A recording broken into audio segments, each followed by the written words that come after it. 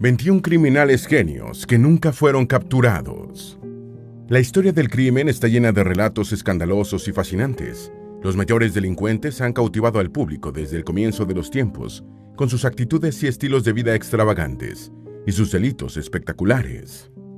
Muchas de estas celebridades del delito han sido objeto de películas, programas de televisión e innumerables reportajes, en los que algunos que nunca fueron capturados se ríen de su buena suerte o se burlan de las autoridades, aunque la mayoría de los fugitivos prefieren la discreción del silencio para no ir a parar a un calabozo, quizás a edad avanzada. Algunos de estos personajes del mundo del crimen se convirtieron en héroes populares por la manera como burlaron a las autoridades para evadirse por años o por el resto de su vida. En este video vamos a repasar las increíbles circunstancias de 21 delincuentes que fueron lo bastante inteligentes para no dejarse atrapar después de unas sonadas fechorías, algunos de los cuales siguen en las listas de los más buscados por las autoridades. Antes de meternos a fondo, no te olvides de suscribirte a nuestro canal y activar las notificaciones para mantenerte al día con nuestras actualizaciones. Número 1. John Rufo. John Rufo es un antiguo ejecutivo de una compañía revendedora de equipos de IBM y un delincuente de cuello blanco que en 1998 fue condenado por defraudar más de $350 millones a bancos estadounidenses y extranjeros. Pudo pagar una fianza inusualmente alta de $10 millones y después se dio a la fuga, siendo visto por última vez sacando dinero de un cajero automático una tarde otoñal de 1998. El FBI encontró su vehículo abandonado en el aeropuerto Kennedy de Nueva York, y aparte de la justicia, también escapó de su mujer, a la que dijo que iba a entregarse. 3 meses después de su desaparición, las autoridades incautaron las viviendas de su esposa, su madre y su suegra, que estaban a su nombre. La policía cree que está viviendo de recursos que guardó en el extranjero, pero Rufo ya lleva un cuarto de siglo prófugo, sin cometer un desliz con el que puedan atraparlo. Número 2. William J. Sharkey. En 1872, un hombre llamado William J. Sharkey mató a balazos a otro de nombre, Robert S. Donna, en Nueva York, por una deuda relacionada con un juego de cartas. Sharkey fue capturado y su juicio adquirió gran notoriedad, ya que fue uno de los primeros en ser cubiertos extensamente por el New York Times. Sharkey fue condenado a muerte y su ejecución en la horca quedó prevista para el 15 de agosto de 1873, aunque logró retrasarla con una apelación. El 22 de noviembre de 1873, 2 mujeres recibieron pases para visitar a sus respectivas parejas en las tumbas. Maggie Jordan visitaba a su amante Sharkey y Sarah Allen a su esposo, recluido en la misma prisión. Primero salió Maggie, después lo hizo una mujer con el rostro tapado por un velo y al final lo hizo Sarah, alegando que se le había extraviado el pase. Sin embargo, el oficial de guardia notó que algo andaba mal. Solo habían entrado 2 mujeres y salido 3. Una inspección reveló que Sharkey no estaba, y el episodio fue declarado como la fuga de prisión más audaz e incomparable en la historia de este país. Del condenado a muerte no volvió a saberse más nada. Número 3. Henry Avery. A finales del siglo XVII, el pirata inglés Henry Avery, apodado el Rey de los Piratas y el Archipirata por sus contemporáneos, motivó la primera persecución internacional de un delincuente de la que se tienen registros. Aunque su carrera como pirata duró solo 2 años, sus historias y hazañas cautivaron al público e inspiraron a otros hombres de espíritu aventurero a dedicarse a la dura ocupación de delincuentes del mar. Su gran golpe se produjo el 7 de septiembre de 1695, cuando sus barcos piratas se unieron a las de otros colegas para atacar un convoy de 25 embarcaciones del Imperio Mongol, cargadas de fieles que realizaban su peregrinación a la Meca. Avery consiguió un botín de 600,000 libras esterlinas de la época en joyas y metales preciosos, casi 100 millones en la actualidad, y el ataque provocó un incidente entre Inglaterra y el Imperio Mongol, motivando la primera persecución internacional de un delincuente de la que se tienen registros. Sin embargo, el pirata ya no volvió a los mares, dedicándose a disfrutar de su botín en algún lugar desconocido. Número 4. El pasajero misterioso. El 8 de enero de 1996, el taxista de 65 años, Harvey McLeod, de Modesto, California, creía que lo había visto todo, pero le faltaba la experiencia más aterradora de su vida. Ese día recogió a un pasajero que le dio una dirección y cuando se detuvo, el hombre lo encañonó con un arma y le colgó lo que dijo que era una bomba. El pasajero indicó a McCloud que podía detonar el artefacto con su teléfono y le entregó una caja y una nota para el gerente de una oficina bancaria cercana. El hombre acompañó al taxista hasta la entrada del banco y le dijo que la caja era otra bomba que también podía detonar a distancia si las cosas no iban como esperaba. McCloud entregó la nota al gerente bancario y este le dio el dinero solicitado, pero el taxista prefirió llevarse la caja por temor a causar daños. Cuando retornó a su vehículo, el misterioso pasajero no estaba. Había dejado una nota con instrucciones sobre dónde dejar el dinero y la dirección de un teléfono público, en el que indicaría cómo desactivar la bomba. El teléfono nunca sonó y McCloud entró en pánico y pidió ayuda.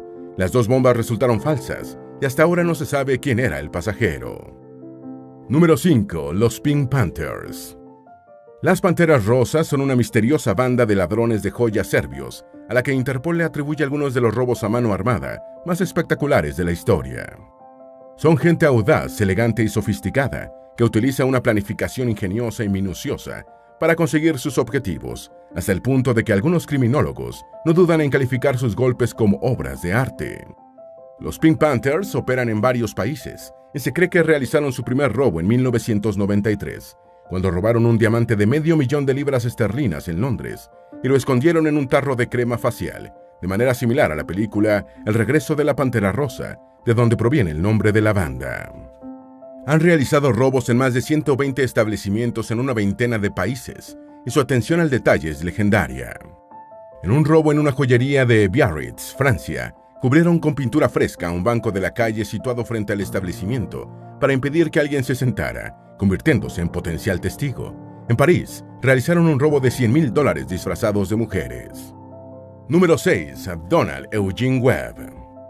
La pequeña ciudad de Saxonburg, Pensilvania, es una de las más pacíficas de Estados Unidos. En 1980, 5 generaciones habían vivido en la comunidad sin que se produjera un solo asesinato, el último de los cuales había tenido lugar en 1842, casi 2 décadas antes del estallido de la Guerra Civil. Esa seguidilla de 138 años consecutivos de Saxonburg sin crímenes se rompió el 4 de diciembre de 1980, cuando el jefe de policía local, Gregory B. Adams, fue asesinado a balazos en una parada de tráfico de la ciudad. Se cree que el asesino fue Donald Eugene Webb, un delincuente nacido en la ciudad de Oklahoma en 1931, que tenía condenas por allanamiento de morada, robo a mano armada y posesión de dinero falso, entre otros delitos. Webb nunca fue atrapado. El FBI lo definió como un maestro de las identidades asumidas y permaneció en la lista de los 10 más buscados hasta el año 2007. El asesinato del jefe Adams ha sido el caso de mayor duración en la historia policial estadounidense. El cadáver de Donald Eugene Webb fue encontrado en 2017 en una propiedad de su esposa, Lillian Webb, quien lo tuvo escondido durante 17 años. Número 7. El bombardero de CBN. Christian Broadcasting Network, más conocida por sus siglas de CBN, es una red de medios cristiana fundada por el magnate y controversial orador Pat Robertson, actualmente de 93 años, quien ha recibido varias amenazas de muerte en el transcurso de su larga vida. CBN recibe miles de cartas y paquetes diariamente en su sede corporativa de Virginia Beach, y el 27 de abril de 1990 llegó una caja que al oficial de seguridad, Scott Shippers, le pareció muy sospechosa. Shippers pasó el paquete por la máquina de rayos X y no vio nada de particular, pero de todas maneras levantó la tapa de la caja con suma cautela y la explosión que se produjo a continuación lo arrojó al suelo. El oficial de seguridad tuvo la suerte de que no hizo contacto directo con el paquete, pero aún así le extrajeron del cuerpo varios fragmentos de metralla en la cirugía de emergencia a la que fue sometido. La investigación posterior reveló que se trató de una bomba casera muy parecida a otra enviada meses antes al pastor teleevangelista John Austin, en cuyo estallido su hija Lisa sufrió quemaduras de 3er grado. Se cree que ambos atentados fueron obra del mismo autor, pero más de 3 décadas después, el caso sigue siendo un misterio. Número 8. El asesino en serie de la Interestatal 70. Entre abril y mayo de 1992, un asesino en serie mató a tiros a 5 mujeres en las tiendas en las que trabajaban. Robin Folder, Patricia Smith, Patricia Meyers, Nancy Kitzmiller y Sarah Blessing. Fowler murió en Indianápolis, Indiana, Smithy Meyers en Wichita, Kansas, Keith Miller en St. Charles, Missouri, y Blessing en Rayton, Missouri. El perfil de las 5 víctimas era la de mujeres jóvenes, morenas, de baja estatura y empleadas de tiendas minoristas. También murió un hombre de nombre Michael McCown, pero se cree que el asesino lo confundió con una mujer porque usaba una coleta.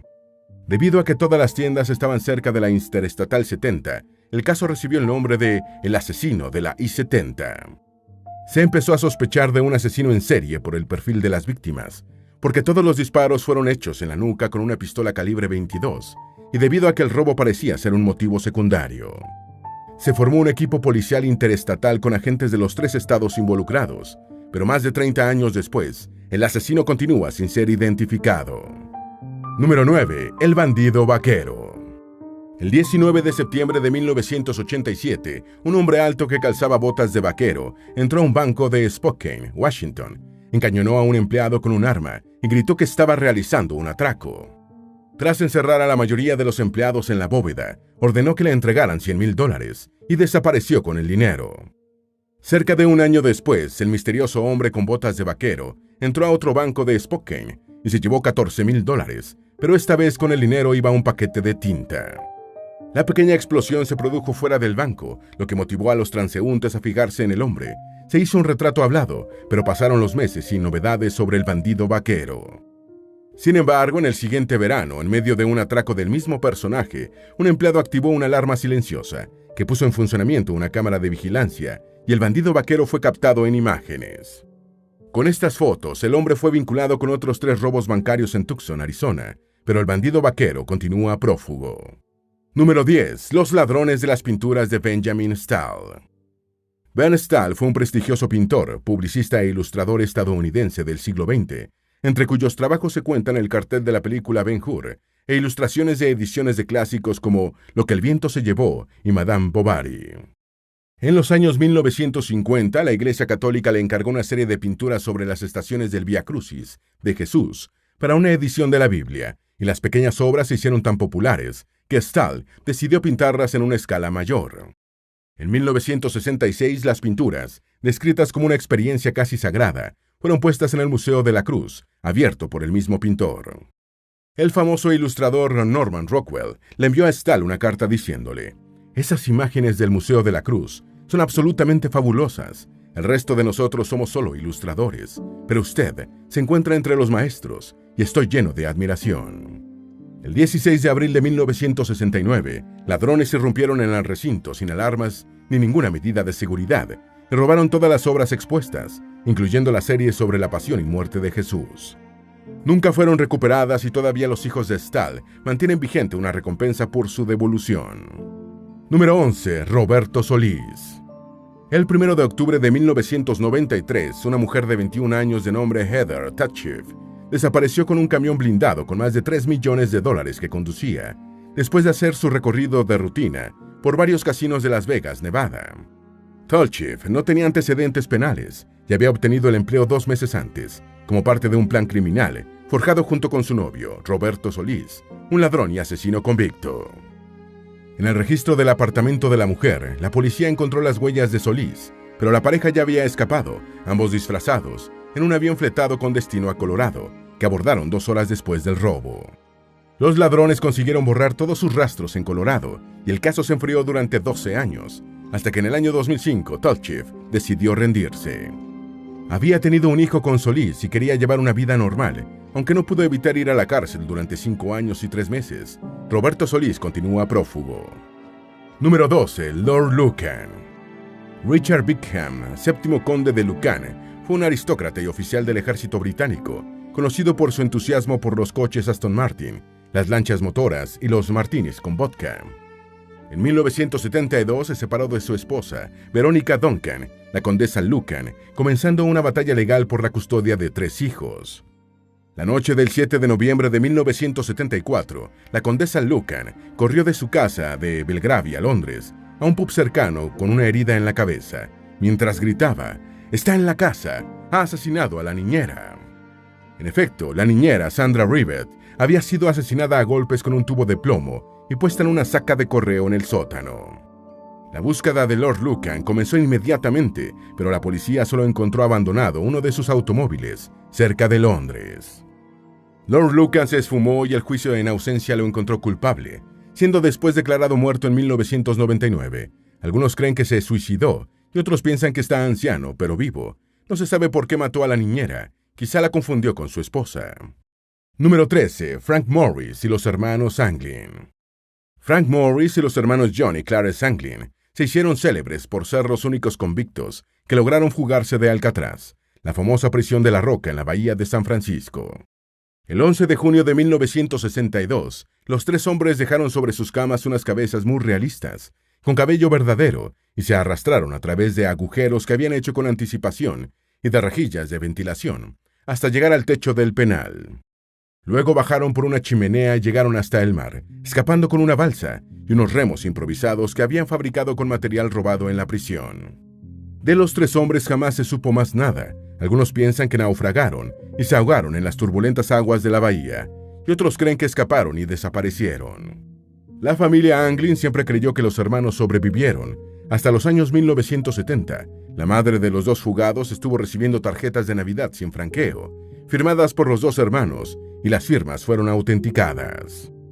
Número 14. Matteo Messina Denaro. Aunque Matteo Messina Denaro fue finalmente atrapado en enero pasado, el jefe mafioso nacido en Sicilia en 1962, considerado el más poderoso de Europa, estuvo prófugo durante 30 años.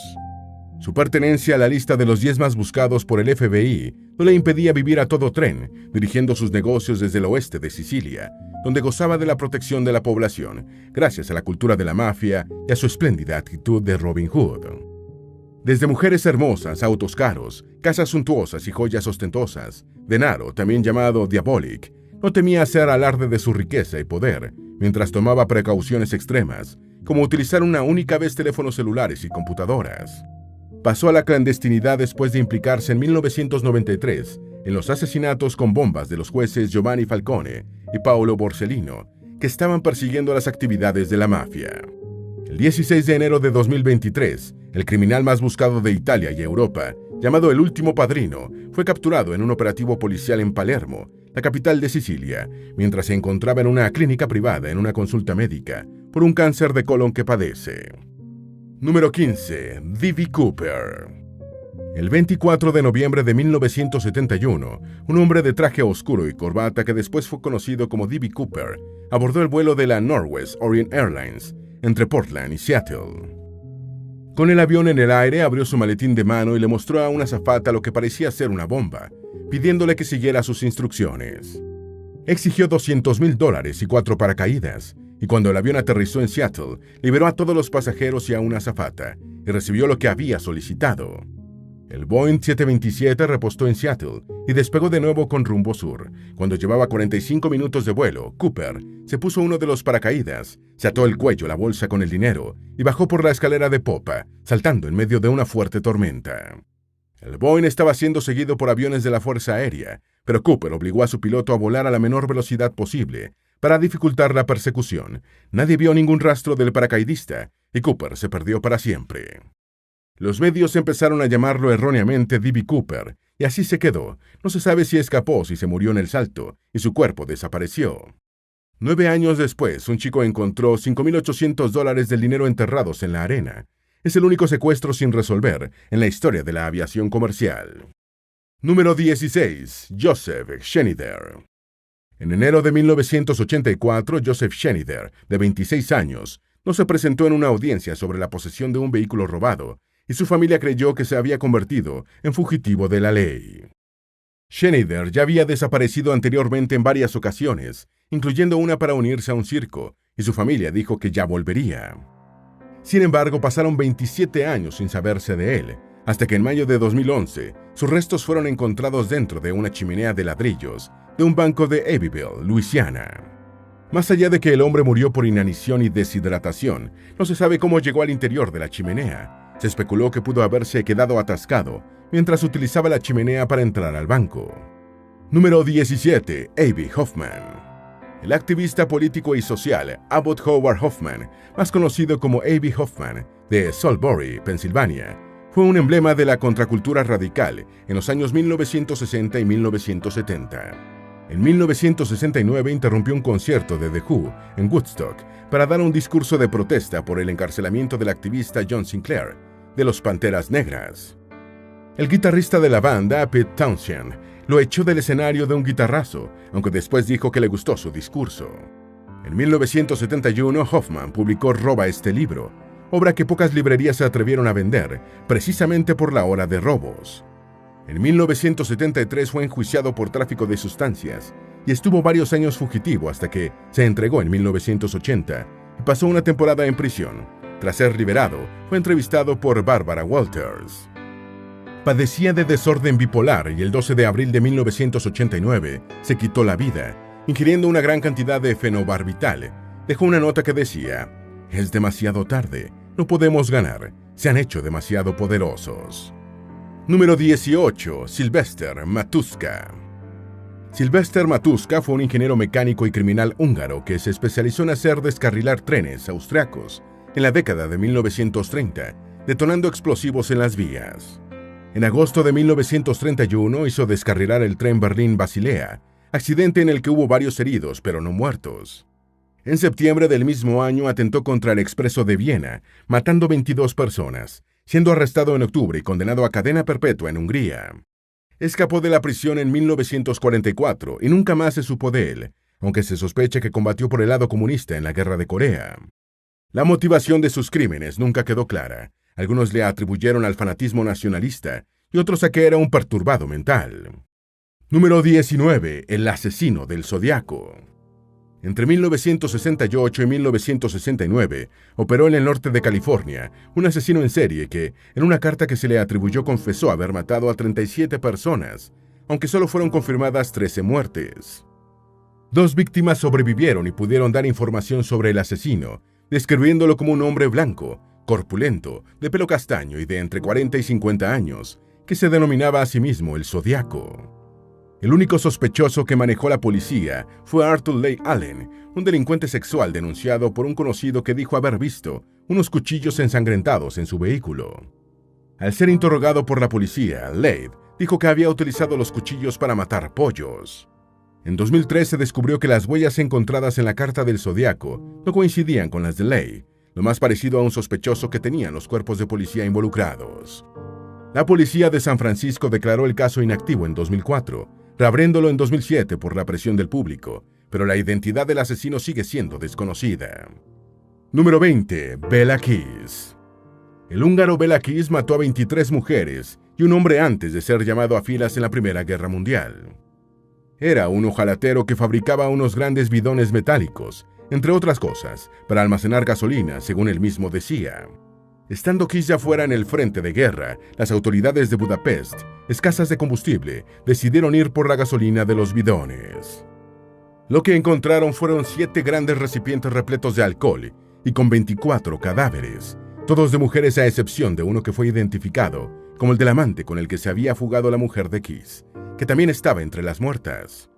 Cuando fueron a arrestarlo en un hospital de heridos de guerra en el que se encontraba en Serbia, Kiss logró evadirse, desapareciendo para siempre. Número 21. Víctor Manuel Gerena. En 1983, Víctor Manuel Gerena, un neoyorquino militante del grupo independentista puertorriqueño Los Machateros, encabezó uno de los robos de efectivo más grandes de la historia. Gerena y los hermanos Norberto, Avelino y Orlando González ingresaron el 12 de septiembre de 1983 a una sucursal del Banco Wells Fargo de West Hartford, Connecticut, amordazaron y sedaron a 2 oficiales de un vehículo blindado y cargaron con $7 millones para financiar su movimiento. Se cree que Gerena huyó primero a México y su nombre estuvo en la lista de los 10 más buscados por el FBI durante un periodo récord de 32 años. No ha sido encontrado, a pesar del $1 millón de recompensa ofrecido por el gobierno estadounidense y de otro $500,000 del banco. Esperamos que este video te haya sido útil. Si tienes algo que agregar, por favor, compártelo con nosotros en la sección de comentarios. Dale me gusta a este video y envíale el enlace a tus familiares y a tus mejores amigos para que también sepan más de los 21 criminales genios que nunca fueron capturados. Si eres nuevo en nuestro canal, no olvides suscribirte. No se te olvide seguirnos en todas nuestras redes sociales, que van a estar aquí abajo en la descripción. Recuerda, un pueblo que no conoce su historia está condenado a repetirla.